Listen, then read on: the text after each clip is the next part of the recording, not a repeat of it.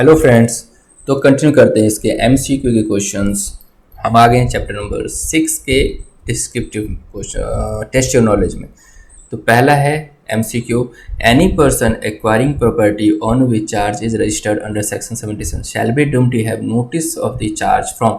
तो कोई पर्सन जिसने प्रॉपर्टी एक्वायर किया है जिस पे चार्ज रजिस्टर्ड है सेक्शन 77 में, तो माना जाएगा कि इसके पास नोटिस होना चाहिए। The expiry of 30 days of such charge, कितने दिन में shall be deemed to have notice of the charge.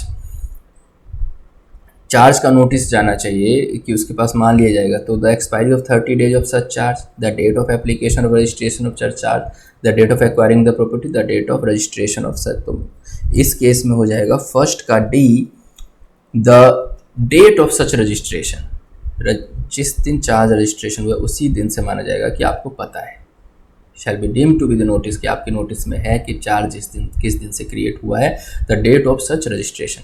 Now second, a charge was created by Cygnus softwares limited on its office premises. अपने office के building के against charge create करा लिया और 1 करोड़ का लोन ले लिया to secure a term loan of ₹1 crore availed from next generation commercial bank limited. 16 फरवरी 2023 को इनएडवर्टली द कंपनी को not get the registered with the concern ROC. अब आरओसी में इसका रजिस्ट्रेशन नहीं कराया within the first statutory period permitted by law.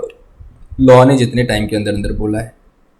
Now the lending banker with a stern warning to take immediate steps for rectification. अब lending banker कह रहा है भैया हम तुम्हारे अगेंस्ट एक्शन लेंगे।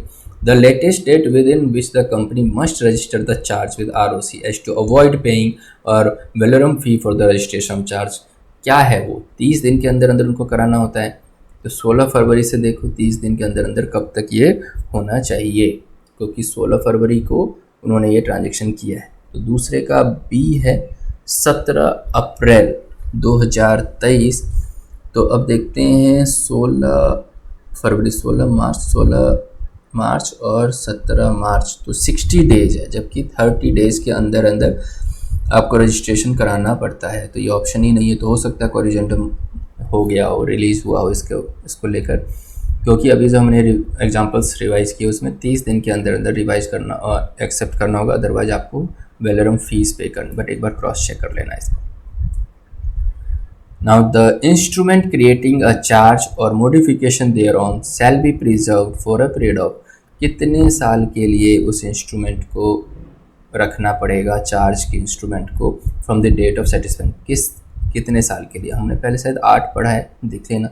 थर्ड का सी 8 ईयर्स, 8 साल के लिए उस डॉक्यूमेंट को संभाल के रखना पड़ेगा। फोर्थ, एन इंटरेस्ट और land created on the property or assets of a company or any of its undertaking or both as a security is known as, जो इंटरेस्ट क्रिएट करती हैं प्रॉपर्टी और एसेट के अगेंस्ट, प्रॉपर्टी या asset, तो उसको हम क्या बोलते हैं? डेट बोलते हैं, चार्ज बोलते हैं, लायबिलिटी बोलते हैं, हाइपोथेटिकेशन बोलते हैं, चार्ज बोलते हैं ना। फोर्थ का भी चार्ज बोलते हैं अगर किसी प्रॉपर्टी के अगेंस्ट कोई इंटरेस्ट या फिर लेन क्रिएटेड है। तो fifth, who can not inspect the register of charges and instrument of charges during business hours without paying any fees. कौन रजिस्टर ऑफ चार्ज को इंस्पेक्ट नहीं कर सकता बिना फीस के?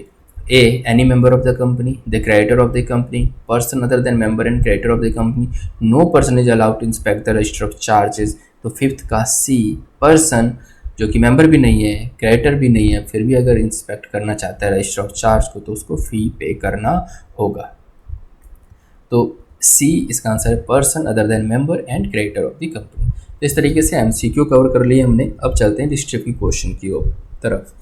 Now descriptive question. First, how will a copy of an instrument evidencing creation of charge and required to be filed with the registrar be verified. कैसे उस copy को माना जाएगा कि क्रिएशन ऑफ चार्ज का डॉक्यूमेंट है और इसे फाइल करना, और कैसे इसको वेरीफाई किया जाएगा।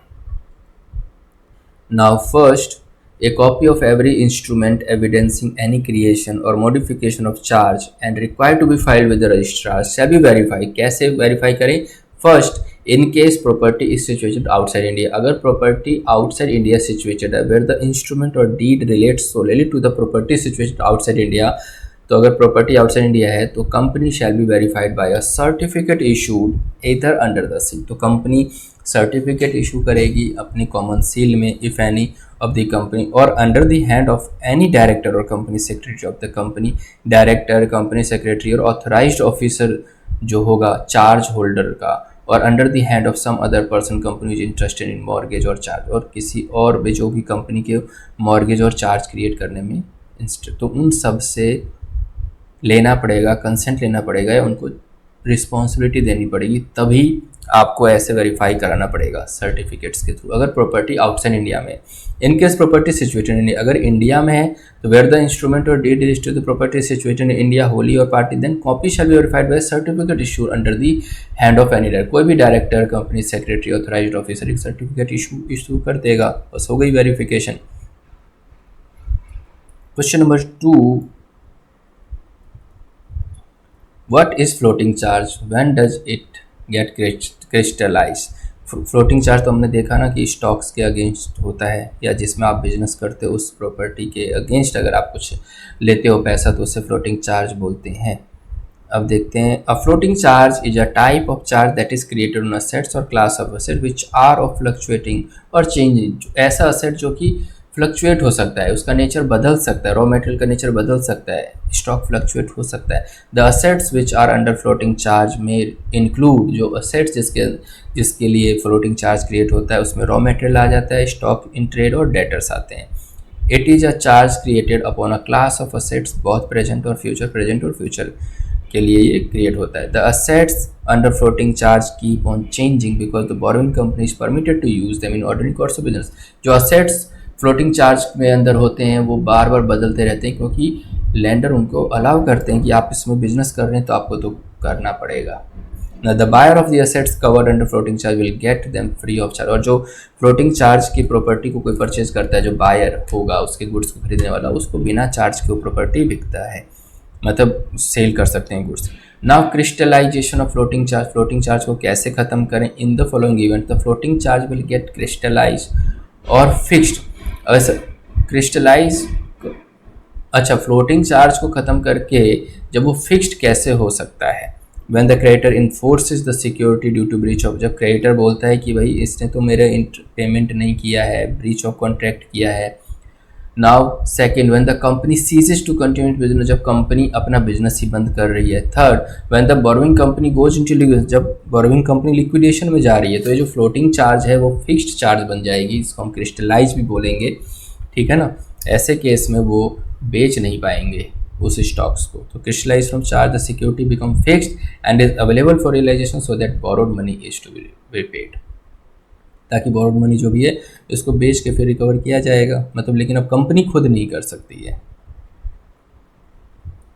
क्योंकि वो फिक्स चार्ज बन गया, फिक्स फ्लोटिंग चार्ज से। Third, define the term charge and also explain what is the punishment for default with respect to registration of charge as per the provision of the company check. Charge बताइए और default का कारण भी बताइए, या default के case में क्या होगा। Third, the term charge has been defined in section 216 of the Companies Act. An interest, charge का मतलब होता है एन इंटरेस्ट या लीन क्रिएट कर दिया जाता है उस प्रॉपर्टी के against asset of a company of or any of its undertaking or both as security and includes a mortgage, जिसमें मॉर्गेज भी आ जाता है। Now punishment of contravention according to section 86 of the companies act, if any company is in default, अगर कोई company default कर रही है in complying with any of the provision of the chapter 6 को फॉलो करने में, the company shall be liable to penalty of 5 lakh रुपये, 5 लाख की पेनल्टी है। And every officer of the company which in default shall be liable to penalty, और कोई भी officer default में है तो उसको 50,000 रुपीज़ की पेनल्टी होगी। Further, if any person will फुलमिनेस फर्निशन एनी फॉल्स और इनकरेक्ट इन्फॉर्मेशन और knowingly suppresses any material fact, he shall be liable for action punishment of for fraud. अगर कोई जानबूझ के गलती कर रहा है, जानबूझ के इनकरेक्ट इन्फॉर्मेशन दे रहा है तो उसके अगेंस्ट फ्रॉड वाले एक्शंस लिए जाएंगे। तो ये हमने क्वेश्चन नंबर 3 कवर किया। अब चलते हैं क्वेश्चन नंबर 4 की तरफ। Renuka soaps and detergents limited raised on 2 May 2022 that particular of charge created on 10 March 2022 की 10 मार्च को जो चार्ज क्रिएट हुआ in favour of Sankalp commercial bank limited वो रजिस्टर्ड नहीं हुआ आरओसी में। What procedure should the company follow to get the charge register, कौन कौन से प्रोसीजर फॉलो करने पड़ेंगे कंपनी को चार्ज रजिस्ट्रेशन के लिए।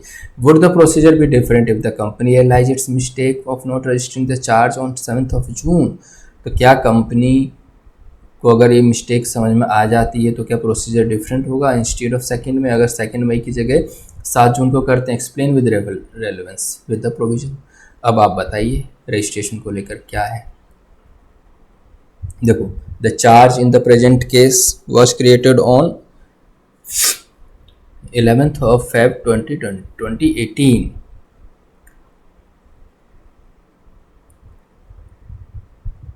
चार्ज क्रिएट हुआ है 11 फरवरी को। The relevant provision of the companies act applicable in the present case, initially the prescribed particulars of the charge together with the instrument charge by which a charge is created evidence, initially आपको 30 दिन के अंदर अंदर charge create करना होता है।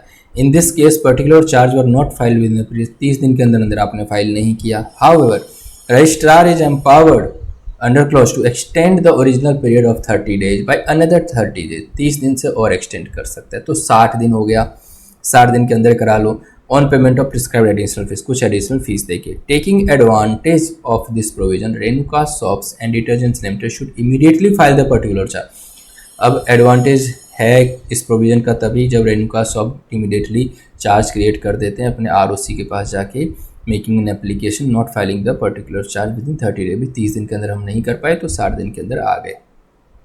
Now if the company realize its mistake of not registering the charge on 7th of June, अगर company को रियलाइज हो गया मिस्टेक कि 7 जून को हम नहीं कर पाए, ऑन 7th June को रियलाइज हुआ कि भाई 2 मई को हम नहीं कर पाए। Now thus it shall be noted that period of 60 days has expired from the date of. अब 60 दिन तो बीत गया है जिस दिन क्रिएशन होना चाहिए, जिस दिन चार्ज क्रिएट हुआ है। हाउएवर कंपनी में एक प्रोविजो है एक्ट में, वो provides another opportunity for registration of charge by granting further period of 60 days, 60 दिन का और एक्सटेंशन दे देंगे। But the company is required to pay ad valorem fees, कंपनी को एड वैलोरम फीस पे करनी होगी since the first 60 days from creation of charge है एक्सपायर्ड, क्योंकि जो फर्स्ट 60 days है वो 9 मई को एक्सपायर्ड हो गया। Renuka soaps and detergent limited can still get the charge register, अभी भी वो चार्ज रजिस्टर करा सकते हैं with in period further period of 60 days from 9th of May 2022। After paying the prescribed ad valorem fees, the company is required to make an application to the registrar in this respect, giving sufficient cause for non-registration। और company को ये reason भी बताना पड़ेगा कि वो क्यों उन्होंने रजिस्ट्रेशन नहीं किया। पहले 30 दिन, फिर 30 दिन और 60 दिन हो गए, फिर और 60 दिन का एक प्रोविजो है, लेकिन उसमें रीजन बताना पड़ेगा। तो इस तरीके से हमने क्वेश्चन नंबर 4 कवर कर लिया है। तो दोस्तों नेक्स्ट वीडियो में कवर करते हैं 5, 6, 7 और 8, 4 क्वेश्चन और रहते हैं इस चैप्टर से। तो दोस्तों मिलते हैं नेक्स्ट लेक्चर में और हम इस चैप्टर को फिनिश कर देंगे। तब तक के लिए बाय बाय, टेक केयर।